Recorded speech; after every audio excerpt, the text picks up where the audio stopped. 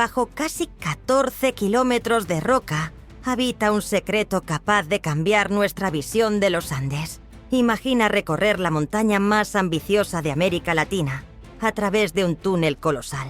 Casi 13,9 kilómetros excavados en el corazón de la cordillera de los Andes. Este pasadizo, bautizado como Túnel de Agua Negra, unirá la provincia de San Juan en Argentina con la región de Coquimbo en Chile, acortando distancias y permitiendo un tráfico continuo durante todo el año. Hasta ahora, ese paso apenas podía usarse en verano. La nieve y el hielo convertían el cruce en una trampa. Pero con esta obra, el flujo comercial y humano no se detendrá nunca más. Diseñado como dos tubos paralelos de 13,9 kilómetros de diámetro, separados por 90 metros, el proyecto supera los túneles convencionales de doble sentido.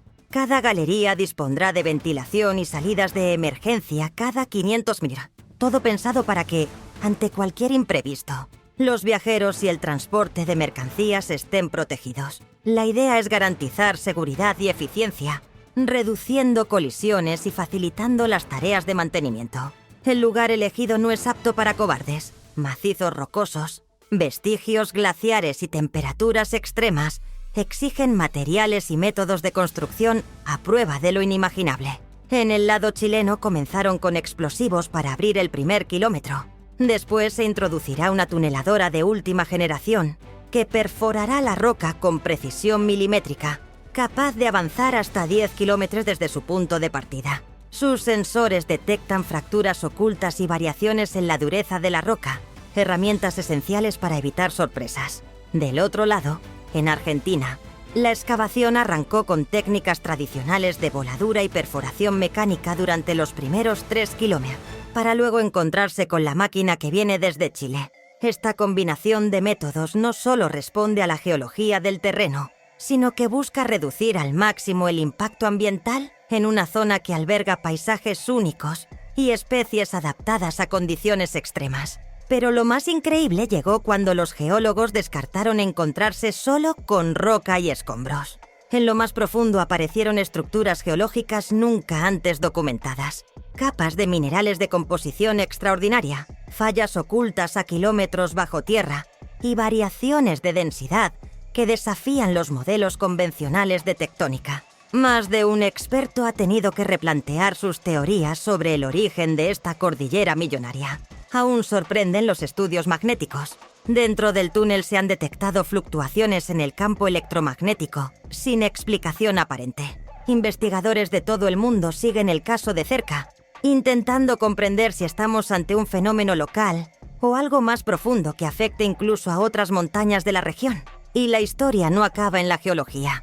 Entre las capas de sedimento, los obreros han sacado a la luz fósiles excepcionalmente bien conservados. Algunos pertenecen a criaturas marinas que, viejo dato de la paleontología, vivieron en el área cuando aún existía un antiguo océano.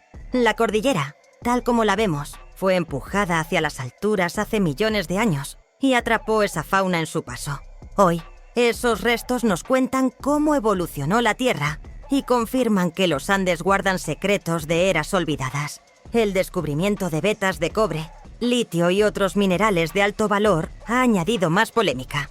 Por un lado, podrían convertir la zona en un nuevo epicentro de la minería. Por otro, abren el debate sobre explotación y conservación, pues estamos en un ecosistema frágil y vital para el balance hídrico de la región. Permanecerán bajo lupa las propuestas de sacar provecho económico sin dañar ríos, acuíferos y glaciares que, por su altitud, son auténticos depósitos de agua dulce para millones de personas. Mientras tanto, esta mega obra está dinamizando económicamente una amplia franja andina.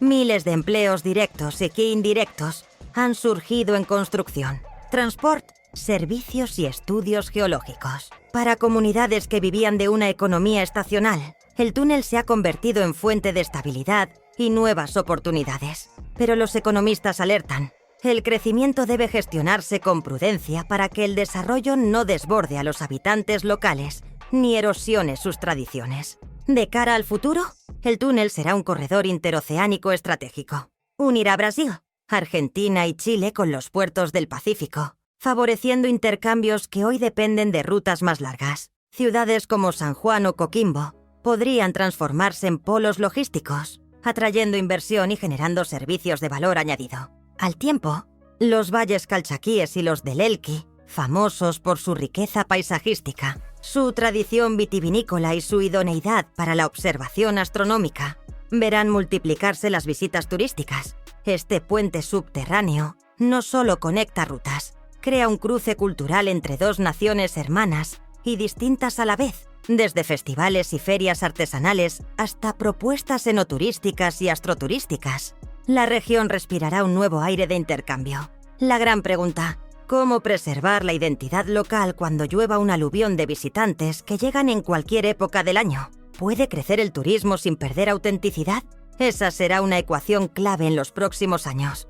Mientras el túnel de Agua Negra avanza, también crecen las voces ecologistas. Alertan sobre el riesgo de afectar glaciares cruciales, cuyo derretimiento acelerado podría secar ríos y manantiales. La vibración de la excavación y el aumento del tráfico rodado son amenazas reales para la reserva de agua que abastece a miles de personas. Las autoridades han prometido estrictos controles, pero ambientalistas exigen garantías. ¿Serán suficientes los protocolos para equilibrar desarrollo y protección?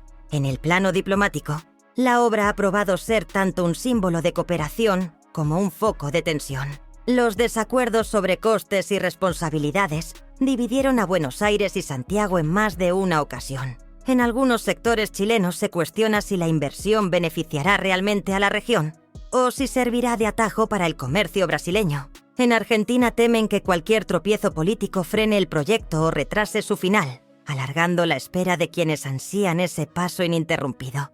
A pesar de estas tensiones, la obra cuenta con el apoyo de organismos internacionales, como el Banco Interamericano de Desarrollo, y acuerdos bilaterales que la sostienen. Convierte a este túnel en una de las infraestructuras más ambiciosas de América Latina, con la capacidad de transformar la dinámica de transporte y comercio a ambos lados de los Andes. Y mientras la montaña cede cada metro de su interior, el túnel de Agua Negra sigue desvelando enigmas que superan su aspecto utilitario. Anomalías geológicas sin precedentes, restos de criaturas prehistóricas y, quizás, fenómenos aún por entender. Cada paso de la tuneladora revela un nuevo capítulo de la historia natural de Sudamérica. ¿Qué otros misterios aguardan en las profundidades de los Andes antes de que la perforación llegue a su fin? Imagínate esto. Son las 7 de la mañana en la boca argentina del túnel de Agua Negra. La luz del alba apenas roza las montañas y un enjambre de trabajadores se prepara para bajar al interior. Cada uno lleva su casco, su linterna y un termo con agua. El aire huele a roca recién fracturada y un ligero murmullo metálico recorre los pasillos de acero. En ese momento, nadie sabe que, justo 100 metros bajo sus pies, fluye un río subterráneo de agua tan pura como un manantial de altura. A las 8 de la mañana, los ingenieros se reúnen junto a la pantalla de control. Allí ven cómo la tuneladora chilena avanza unos 5 metros por hora. Cada fragmento de roca que extrae se analiza al instante. Pero además de fragmentos, aparece algo imprevisto. Pequeñas conchas fosilizadas, idénticas a las de un caracol marino. Nadie las esperaba a esta profundidad. Incluso los más escépticos alzan la vista y se preguntan si, bajo la cordillera, hubo en otro tiempo no un solo océano, sino una laguna costera que se colapsó y quedó atrapada para siempre. A media mañana, cuando el sol alcanza su cenit, los turnos cambian. Quienes venían desde el lado chileno descienden por un túnel de servicio mientras los de Argentina ocupan su lugar.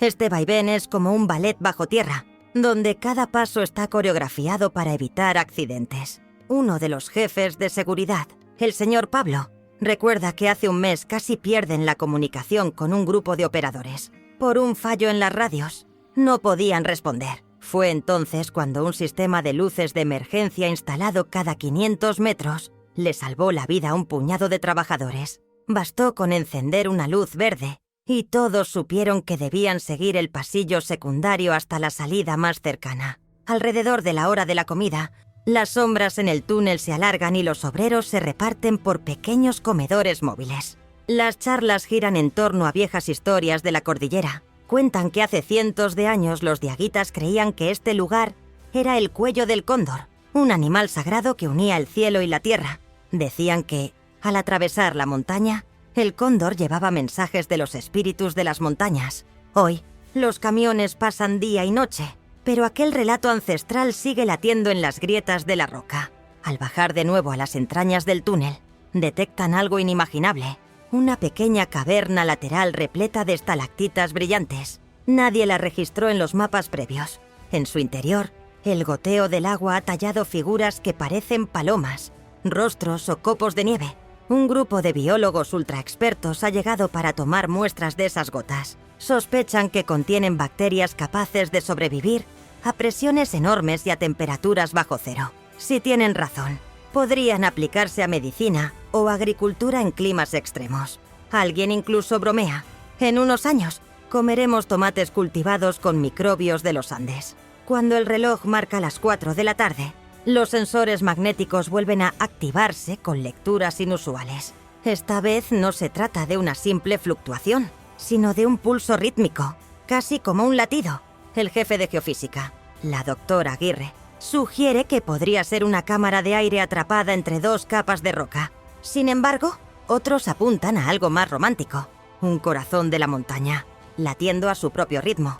En medio de la jornada, la intriga aumenta y los trabajadores hacen una pausa para mirar el panel y discutir teorías. ¿Será la prueba de un gran hueco que nadie imaginó? ¿O algo vivo latiendo en silencio? Alrededor de las 6 de la tarde, el día laboral llega a su fin en el interior, pero la actividad no cesa. Los equipos de mantenimiento recorren cada metro de tubo, revisan las compuertas de ventilación y limpian los rieles por donde circulan las locomotoras de mantenimiento. El ruido de los motores y el chorro del agua a presión crean un trasfondo hipnótico, como una sinfonía mecánica que resuena en un escenario pétreo. De vez en cuando se escucha un crujido, un recordatorio de que estás en una montaña viva, en constante movimiento. Mientras tanto, en la cima de la cordillera, un dron sobrevuela los glaciares cercanos. Está programado para tomar fotografías cada 30 minutos y detectar cambios de tamaño en los hielos. Los datos llegan a un satélite y de allí bajan en tiempo real a la base chilena. Los ambientalistas vigilan esas imágenes como si fueran un pulso de la Tierra. Si las masas de hielo bajan demasiado, podrían desatar una crisis de agua. De algún modo, la obra civil y la conservación van de la mano, como dos viajeros que comparten un mismo camino.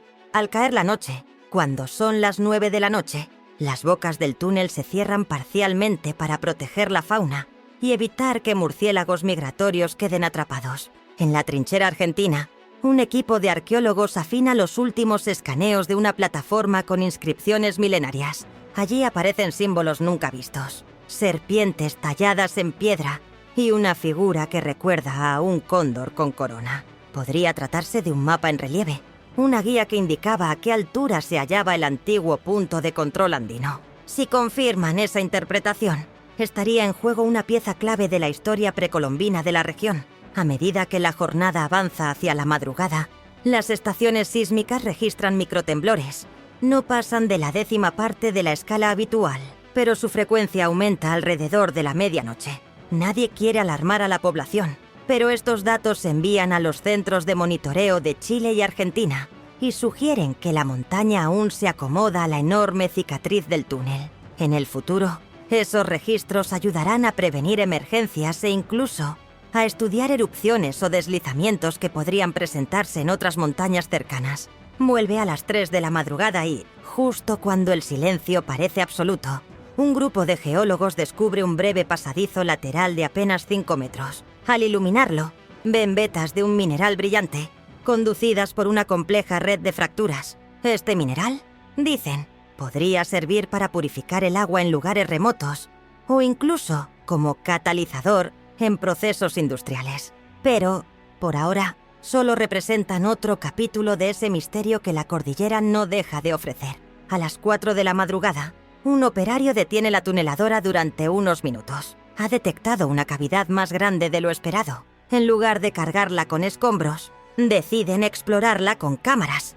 Lo que ven les deja sin palabras. Un hueco de unos 50 metros de largo y 10 de altura, con paredes estriadas que recuerdan las costillas de una ballena gigantesca. ¿Cómo explicar esa forma? ¿Fue la fuerza de antiguas corrientes de agua subterránea? ¿O un colapso de la montaña en un pasado remoto? Las imágenes se envían a universidades de todo el mundo y ya hay científicos pidiendo permiso para estudiarlas in situ.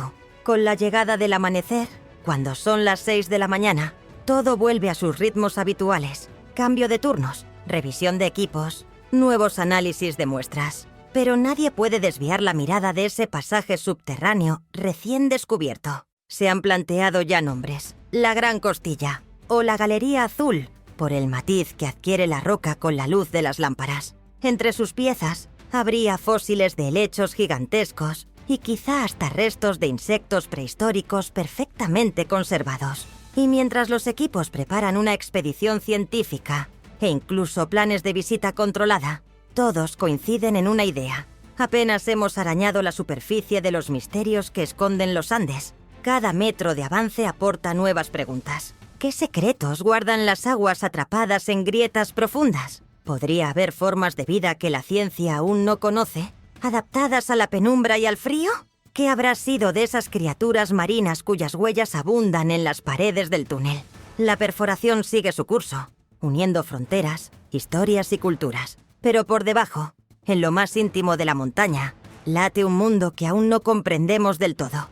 Cada eco, cada destello en la roca y cada fósil desenterrado son piezas de un rompecabezas gigante que nos habla del pasado y, quizá, nos prepara para un futuro en el que las montañas dejen de ser muros infranqueables y se conviertan en puertas a lo desconocido. A las 8 de la mañana, el túnel despierta con un murmullo constante. El golpeteo sordo de la tuneladora, el zumbido de los extractores de polvo y el eco suave de las voces que recorren el pasillo principal. En este cruce de fronteras bajo los Andes, cada sonido se mezcla con la promesa de un nuevo hallazgo. Justo en ese momento, un equipo de espeleólogos desciende por una galería lateral recién descubierta. Caminan con paso firme, con linternas frontales y botas cubiertas de polvo. Saben que en cada grieta puede haber un fósil, un dibujo o un vestigio de antigüedad. A las 10 de la mañana, la inspectora Mapu, experta en cultura indígena, examina unas huellas grabadas en una placa rocosa a la altura del kilómetro 7. Son trazos curvos y entrelazados, distintos a todo lo visto hasta ahora. Con suavidad, pasa un pincel sobre la superficie y descubre un símbolo que recuerda a un sol estilizado. Compara las formas con ilustraciones precolombinas y se atreve a decir que podría tratarse de un mapa astral ancestral, una guía para orientarse entre las estrellas y los picos nevados. Su hallazgo enciende la imaginación de todos. ¿Qué rituales llevaban a cabo los antiguos viajeros para no perderse en las montañas? Al mediodía, el aire en la boca chilena del túnel adquiere un frescor seco. Allí, un grupo de botánicos improvisa un pequeño invernadero dentro de un contenedor móvil. Han traído esquejes de plantas locales, como la yareta y el chañar, para observar si en la oscuridad y el silencio subterráneos pueden germinar de nuevo. El experimento va más allá de la curiosidad. Si estas especies resisten la falta de luz y los cambios de temperatura, podrían usarse para recuperar áreas degradadas en la superficie, donde la erosión avanza sin tregua. A la 1 de la tarde, la radio interna emite un aviso. En el kilómetro 10, la tuneladora ha frenado su avance por un motivo inesperado. Se ha topado con un fragmento metálico que no encaja con los minerales de la montaña. Al llegar, los operarios encuentran un pedazo de hierro forjado, curvado y oxidado, con remaches que parecen hechos a mano. Nadie se explica cómo pudo llegar allí, a 14 kilómetros de profundidad. Algunos sugieren que podría tratarse de los restos de un naufragio andino. Relatos hablan de expediciones del siglo XIX que intentaron abrir un paso por métodos primitivos y perdieron equipos en el proceso. Otros piensan en una reliquia de la Guerra del Pacífico, un trofeo perdido que terminó sepultado con la roca. La pieza será enviada al Museo Regional para su estudio. Mientras tanto, deja un aura de misterio en los túneles. A las 2 de la tarde, llega el turno de la recibidora de muestras, la señorita Valentina. Ella organiza los sacos con fragmentos de roca en un pequeño laboratorio portátil. Cada fragmento pasa por sus manos. Primero se limpia, luego se etiqueta y, finalmente, se fotografía. Con voz tranquila, describe ante la cámara de vigilancia las tonalidades de cada pieza. Grises, ocres y un curioso azul pálido que brilla al contacto con el aire. Ese brillo, descubre, Se debe a cristales microscópicos que actúan como pequeños espejos. Se cree que esa propiedad podría servir para fabricar dispositivos reflectantes en entornos muy fríos, donde la luz natural es efímera. A las 4 de la tarde, un temblor leve recorre el túnel. No supera el punto 1 en la escala del estrés, pero alcanza suficientes vibraciones para hacer temblar los cables y soltar unas gotas en las paredes. La doctora Elena, experta en física de rocas, observa en la pantalla de control una oscilación rítmica que coincide con el paso de un tren de mantenimiento. Sin embargo, al desconectar el sistema de transporte, el pulso persiste. Entonces recuerda un relato local. Antiguos pastores contaban que las montañas respiran al amanecer y al anochecer. Ahora se preguntan si esos microtemblores son parte de un ciclo natural, como el latido de un corazón rocoso que marca el tiempo bajo la cordillera. A las 5 de la tarde, la Contralora Ambiental, la señora Marcela, convoca una breve reunión junto a un muro de pantallas que muestran imágenes de drones y satélites. En una de ellas, aparece un glaciar cercano que ha perdido unos centímetros de espesor en las últimas 24 horas. Ese flujo constante de agua que sube por las venas de la montaña nutre ríos y arroyos de la superficie. Si el túnel altera el equilibrio, podría acelerar la fusión de esos hielos esenciales para los valles. Se acuerda reforzar los controles y medir el caudal a la salida de cada manantial. El objetivo es que la gran obra no rompa el delicado pacto entre roca, agua y vida. A las 6 de la tarde, un joven geólogo descubre un pasadizo secundario que se bifurca en dos. Uno asciende muy ligeramente y el otro desciende hasta una pequeña caverna inundada. Inspeccionan el agua y hallan un pez ciego, de piel blanquecina y aletas finas como abanicos. No coincide con ninguna especie conocida. Los biólogos hablan de un tesoro genético. En la completa oscuridad, esos seres desarrollaron órganos sensoriales únicos. Quizá en el futuro sus células sirvan para diseñar prótesis que funcionen sin luz o implantes para personas con discapacidad visual. La emoción recorre el túnel. Hasta ahora, nadie había imaginado habitantes vivos en ese reino subterráneo. Al caer la noche, a las 8 de la noche, se encienden las luces de seguridad y se cierran las compuertas contra el exterior. Un silencio extraño invade el túnel, apenas interrumpido por goteos lejanos y el zumbido de los generadores. Es la hora en que los guardias revisan kilómetros de pasillos con linternas manuales y comprueban que las salidas de emergencia estén accesibles. Uno de ellos, el señor Vidal, confiesa que siente una presencia en el aire, como si la montaña estuviera viva, observando cada paso. Nadie lo toma al pie de la letra, pero al cruzar un largo corredor de vigas metálicas, varios operarios admiten sentir un escalofrío que no tiene que ver con la temperatura. A las 11 de la noche, mientras la mayor parte del personal descansa en las plataformas de servicio, llega un mensaje urgente desde un campamento móvil en la superficie. Un georradar detectó un hueco enorme, justo encima del recorrido de la tuneladora. Si llega a colapsar, podría bloquear el paso en cuestión de horas. Inmediatamente, un equipo de socorro sale con cascos y arneses para evaluar el riesgo. Al abrir un acceso en la galería de servicio, descubren que la capa superior de roca mostró una llamada cámara de resonancia, un espacio ilimitado que amplifica cualquier ruido, capaz de generar ecos que suenan como un coro lejano. Los expertos calculan que podría tratarse de un túnel natural, tallado por antiguos glaciares y ahora invisible en la superficie. Deciden apuntalar la zona y mantener vigilada esa bóveda de los ecos, porque, de romperse, arrastraría millones de toneladas de piedra. A la 1 de la madrugada, un equipo de médicos del trabajo hace rondas para atender a los obreros de tercer turno. Revisan la tensión arterial, los oídos y el estado anímico. Más de uno confiesa sueños extraños. Se ven caminando por pasillos infinitos, guiados por antorchas que se apagan y revientan en llamas violetas. Los doctores atribuyen esas visiones al estrés, pero algunos psicólogos afirman que la mente reacciona ante el aislamiento y las condiciones extremas. Proponen talleres de relajación y charlas para que cada trabajador comparta sus experiencias y no cargue con miedo alguno.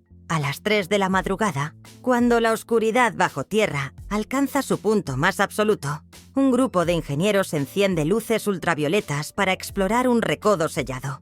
Con sorpresa descubren pinturas rupestres, líneas curvas, figuras humanas estilizadas y símbolos geométricos. Están en perfecta conservación, como si el aire hubiera quedado atrapado ahí desde hace milenios. Estas imágenes podrían reescribir parte de la historia prehispánica de la región. Se inician conversaciones con universidades para organizar una campaña de documentación fotográfica, tridimensional y, sobre todo, respetuosa con el sitio. A las 5 de la madrugada, antes del cambio de turno, los operadores de la tuneladora registran una desaceleración extraña. Al revisar los sensores, detectan un aumento en la humedad y cristales de sal en las juntas metálicas. El señor Rogelio comenta que nunca había visto tanta condensación a esa profundidad. Quizá el pasadizo atraviesa antiguas vetas salinas que, al contacto con el aire fresco de la superficie, liberan humedad. Se decide instalar compuertas de deshumidificación y colectores para aprovechar ese vapor. Así, la obra no solo protegerá sus máquinas, sino que capturará agua para consumo diario de la planta, siguiendo la regla de 0 derrame. Con el amanecer, a las 6 de la mañana, todo vuelve a dejar huella. El estruendo controlado de la voladura planificada, el ritmo de la máquina perforadora, las luces amarillas que señalan las zonas de mayor riesgo. Sin embargo, ahora cada paso lleva consigo una historia nueva.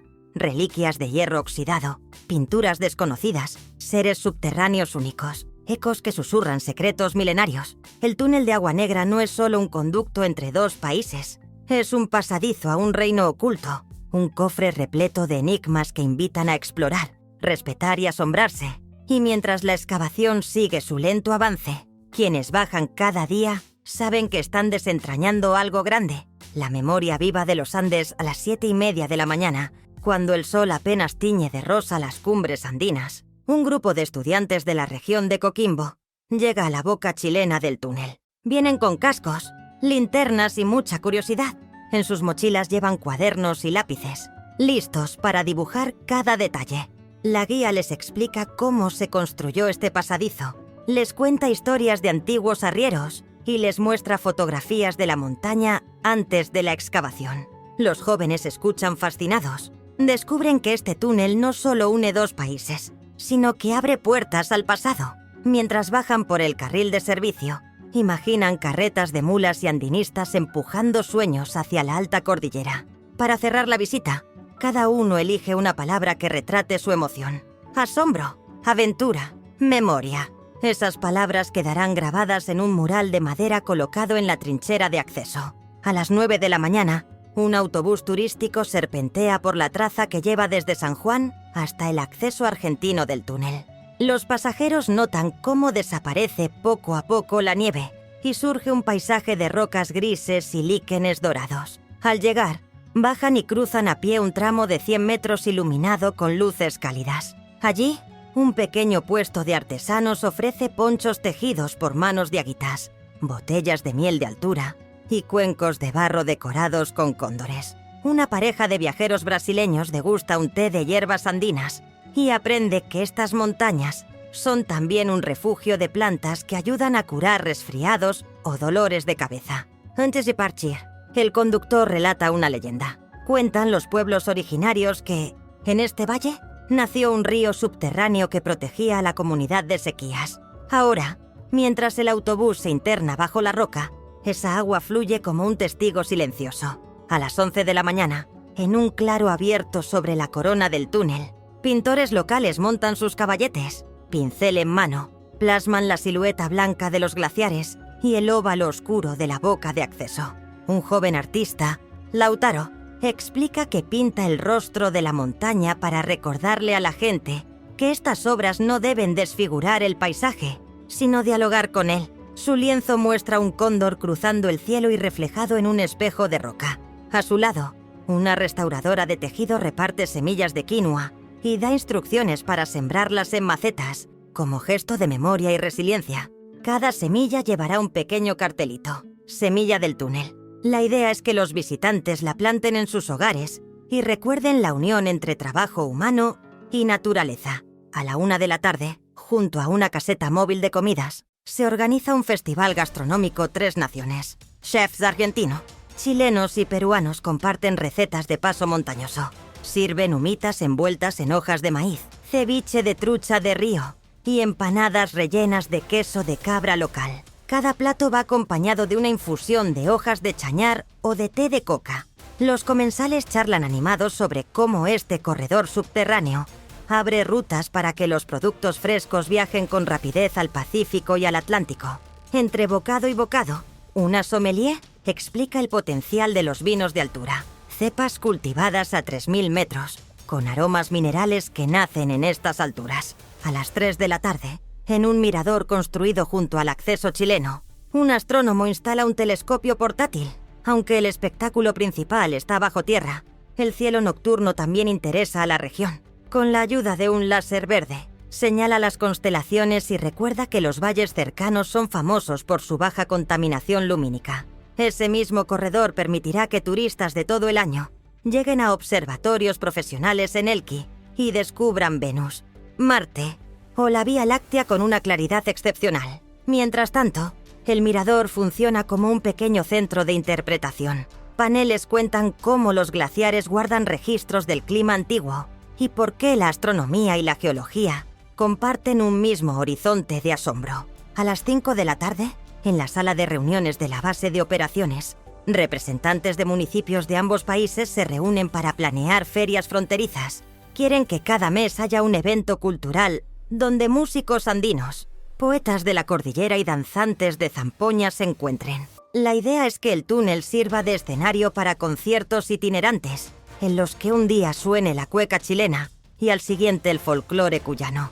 También discuten protocolos para que los puestos de artesanía roten entre plazas de San Juan, La Serena y Brasil. Así, las comunidades locales compartan sus tradiciones y aprendan unas de otras, enriqueciendo la experiencia de quienes llegan en invierno, verano o cualquier estación. A las 7 de la tarde, cuando el cielo comienza a enfriarse, un equipo de ingenieros prueba un sistema de iluminación interior que cambia de color según la hora. Cada hora tiene un tono distinto, de azul suave en la madrugada a naranja tibio al atardecer. Este código cromático sirve para que los conductores almacenen en su memoria el punto del túnel donde se encuentran. Además, un suave sonido ambiental, parecido al latido de un gran tambor, acompaña el recorrido. Un guiño al corazón de la montaña que tanto ha fascinado a geólogos y operarios. La prueba nocturna despierta sonrisas. Al fondo, la galería amplifica un murmullo musical y permite experimentar el paso bajo la roca como si fuera un viaje sensorial. A las 9 de la noche, artistas de la zona inauguran una instalación lumínica en un espacio habilitado junto a un ventanal de observación. Figuras de metal y vidrio reproducen formas de estalactitas y fósiles marinos. En la penumbra, se proyectan sombras que se mueven al ritmo del viento. Un narrador grabado cuenta en voz pausada los hallazgos más increíbles. Un pez del túnel, una cámara natural de resonancia, pinturas rupestres ocultas. Además, invita al público a reflexionar sobre el respeto a la montaña y la responsabilidad compartida de cuidar el agua y la vida. Esa obra artística, se dice, es el primer museo subterráneo de América Latina, un gesto para honrar tanto la ingeniería como los secretos geológicos. A las 11 de la noche, a pocos metros de uno de los accesos de emergencia, un puñado de trabajadores se reúne para una sesión de meditación guiada. Entre botas y chalecos, se sientan en un semicírculo y cierran los ojos. Una voz suave les pide que escuchen el pulso de su propio cuerpo y, luego, el pulso de la montaña. Durante 5 minutos, solo se oye la respiración y el eco lejano de un goteo. Al abrir los ojos, comentan que ese breve silencio les conecta con algo más profundo. Un respeto renovado por la roca viva que les rodea. Con esa energía, regresan a sus casas sabiendo que la perforación no es solo trabajo duro, sino un gesto de humildad ante el misterio de los Andes. A la 1 de la madrugada, mientras la tuneladora descansa y los equipos de monitoreo siguen enviando datos, un pequeño grupo de soñadores y científicos discute proyectos futuros. Hablan de un tren de baja velocidad que llevaría a estudiantes a visitar el túnel, de drones que lleguen hasta vetas no excavadas, de laboratorios subterráneos para estudiar bacterias que viven sin luz. También piensan en documentales, podcasts y una aplicación móvil con rutas de senderismo histórico que unan las bocas de túnel con pueblos andinos. Cada idea refuerza un mismo deseo: aprender cada día más de la montaña que ahora, gracias a este paso, deja de ser frontera para convertirse en puente. Y así, bajo el infinito tapiz de estrellas andinas, el túnel de Agua Negra va tejiendo nuevas historias. Historias de encuentro, de ciencia, de arte y de respeto. Historias que nacen en la cima de la cordillera y continúan en sus entrañas. Cada metro recorrido trae un descubrimiento, una anécdota, un reflejo de lo que somos capaces de lograr cuando trabajamos juntos. La gran obra avanza, lenta y constante, y con ella crecen los sueños de quienes la habitan, la estudian y la escuchan. Hasta aquí, un pequeño recorrido que apenas roza el perfil de este gigante subterráneo. Gracias por acompañar este viaje. Hasta luego.